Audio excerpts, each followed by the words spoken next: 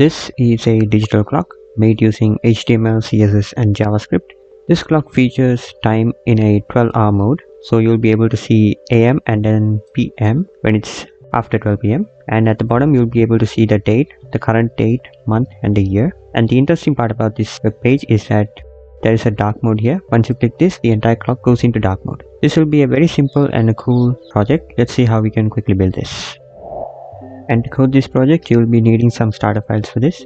I'll provide all the starter file link in the video description. You can just download it and then open that folder on VS Code or any IDE that you use. We'll first have an overview of all the starter files we have, and this will be our HTML page, the index.html, and then inside assets we have two more folders. The first folder will have the CSS, which will be the style.css file. In here we are using a custom font, as you can see here, followed by some CSS variables which are used to set colors for this web page, and then we have some default values, and following that we have element styling and class styling. And if we go down to script.js, this is where we have all the main JavaScript code, and there are a few sections here. I'll explain each one of them once we get to the JavaScript side of this project. First, create a div called mode switch. This will be the switch used to toggle to dark mode. And then let's also open this on a live server so that we can have a live preview of everything that's happening. And then create another div here called clock.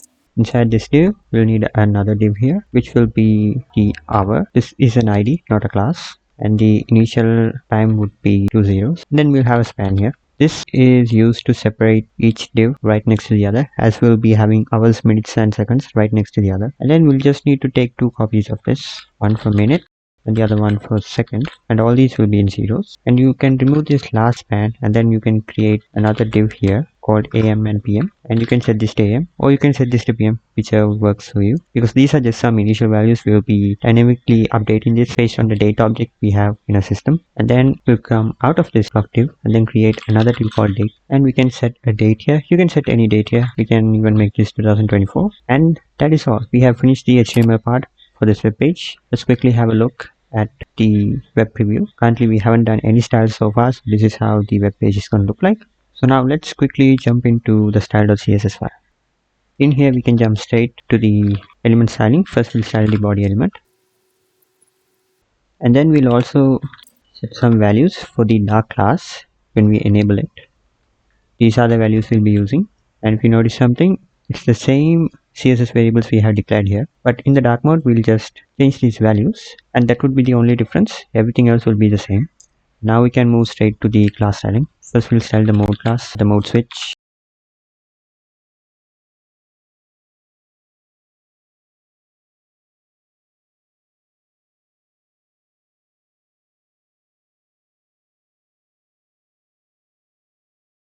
I'll quickly go through all the CSS styling, as our main focus here on this project would be all about JavaScript. So this would be the styling required for the clock div, and this would be for the div that is inside the clock div, and this will style the span we created right after the hours and minutes. This will style that AM PM ID we just created, and lastly this will be the date ID, which is a div which can be used to check our current date, month and year. Now let's quickly check how all this looks on a live server, and this is how all of it would look like. Currently we have the hours, minutes and then seconds here, followed by the AM. These are all default values we just set on the HTML side of our page. And here's the dark mode button, but still it's not clickable because we still haven't added the JavaScript sections to it. And the date is missing. Let's check what the issue is. Okay, in here we have given it as class, but in here we have given it as ID. You can either make this the ID and change it back to ID on there, or else you can just keep that as class and change this into class. Now let's check the web page, and now everything looks fine. We are completely done with our styling part. Now let's quickly jump towards the JavaScript code. We'll go through each section one by one. First we'll need to declare the variables that are required for this project. The first variable we'll be declaring is the hour variable, and this is used to get the hour element. We'll just create a few more copies like this. This will be minute, and this would be AM PM, and this would be the date element, or we can just keep it as date. But since we changed this to a class previously, this needs to be by class name, and this will be the mode switch, which will switch on the dark mode. We'll be using a query selector for this, and we'll get the value from here. and then a body variable. And those are all the variables that we'll need for this project. Next we'll work on the update time and date. We'll need to create a function here called update time, and inside this function create a variable called now, which equals new date, the date object, which can be used to get the current date and time. And then we'll use a few more variables. Now once we use now, we'll get access to this method called get hours, which can be used to extract the current hour. Likewise, we'll need two more for minutes and hours, and this will be get minutes followed by the get seconds, and all these will be used to extract the current minute, hours and seconds. And lastly, the final variable for AM and PM. In here we'll just type AM. This will just initialize the initial time as AM because we will be changing this dynamically very soon. And then below that we'll have an if statement.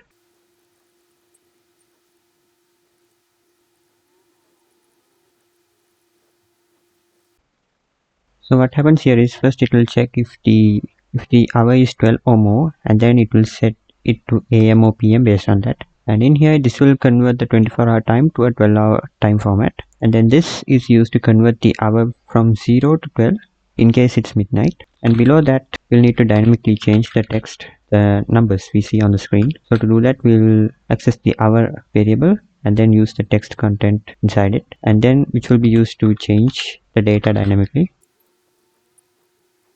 And this will be used to display the hour with leading 0 if needed, which is what's declared using pad start. And then we'll just need two more copies here. This will be minute and this will be seconds.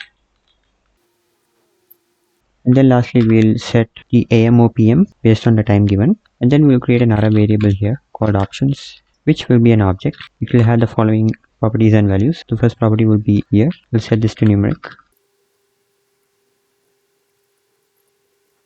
And this options variable is used to define the date format of what you see when you look at the date. I'll show you how this can be manipulated later. And then we use the date variable we created and pass the text.content. And this will be used to display the date in the defined format. And then lastly, we just need to initialize the timer. So we'll pass the set interval, and inside it we will be passing the update time function with the value of 1000. What this would do is this will update the time every second, which is when we say 1000 it equals to 1000 milliseconds. It is the interval. Now let's see how the web page looks like. Okay, it's showing as 6:30 and followed by the date, but there is one small issue here. The date is wrong, and also it's PM and not AM. Let's quickly fix that. A few moments later. Okay, we'll need to change this date back to an ID. So since you're changing this here to an ID, you'll need to make the same changes here on style as well. This will be a hash, and then in index file this needs to be an ID. Now let's check the date. Okay, the date is now correct. Let's also fix this AM PM issue. A few minutes later. Okay, so there's a small typo here. This needs to be a lowercase p. Now let's check if it's working. Yes, now the time is displayed correctly and the date is also displaying correctly. The only thing left now to do is to work on the dark mode. Let's quickly finish that off. So go to this section and create a function called toggle dark mode, inside which we'll have the body variable, and then using the class list we will use the toggle function pass the dark class. We have created this dark class here, but we haven't applied it, as you can see in here on the style sheet. And then create a variable here called is dark mode. This can be used to check if the dark class is currently applied to the body. Then we'll use mode switch here with the text content, which says if dark mode is true, if the above variable is true, we will display the light mode on the button, else it will display the dark mode. And then we'll pass the local storage and then set item. And here we will say if this dark mode is true, we'll pass this, else we would be passing this. This will save the current mode in the local storage, which is something you can find on all web browsers. And then we'll need to create another function here called initialize dark mode. In here we'll check if local storage.get item. We'll check if the mode, the current mode inside the local storage equals dark mode, and if that is true, we will be adding the dark class to the body element to enable the dark mode. Then we'll again pass mode switch.text content, and this will equal light mode. And now we'll just need to add an event listener here to the mode switch variable. So for each click on the dark mode button, which is this switch, we will be calling the toggle dark mode function. So basically we are adding a click event listener to the mode switch to toggle to the dark mode and then light mode. Then lastly, we'll just need to call initialize dark mode to initialize the dark mode based on the saved preference. And with that, our JavaScript part is now completely done. Now let's quickly check the finished working digital clock made using HTML, CSS and JavaScript.